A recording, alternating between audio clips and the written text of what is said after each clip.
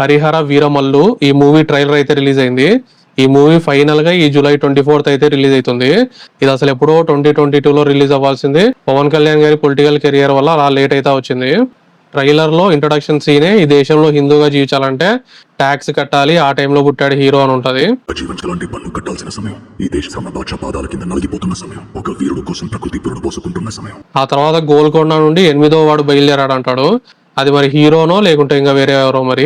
గోల్కొండ నుండి 8వ వాడు బయలుదేరాడు, వాడు ప్రాణాలతో ఢిల్లీ చేరుకోకూడదు. ఆ తర్వాత ఔరంగజేబ్ ఇంట్రొడక్షన్ సీన్.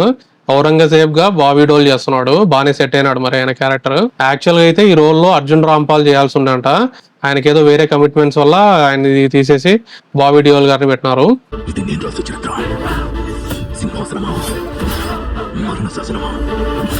ఆ తర్వాత హీరో ఇంట్రొడక్షన్ సీన్, గుర్రాన్ని చేజ్ చేసుకుంటా వస్తాడు.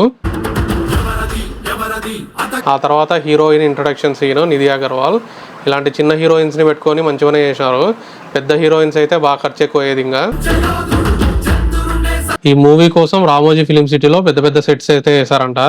అవన్నీ బాగానే కనబడుతున్నాయి ట్రైలర్ లో. CGI VFX ఇవన్నీ బాగా క్వాలిటీ ఉన్నాయి. ఆ తర్వాత సునీల్ సుబ్బరాజు సీన్, వీళ్ళతో ఏదైనా కామెడీ ట్రై చేసింటారు కానీ అది వర్కౌట్ అవుతుందో లేదో మరి.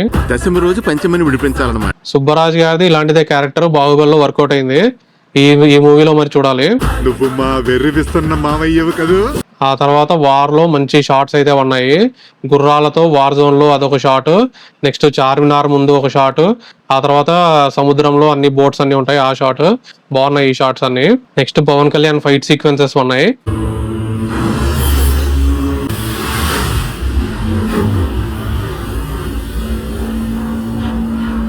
ఆ తర్వాత బాహుబలిలో బాణాలన్నీ పడుతుంటే ఇలా స్వాడ్ తో తిప్పే షాట్ ఉంటది కదా, అలాంటిదో షాట్ ఉంది.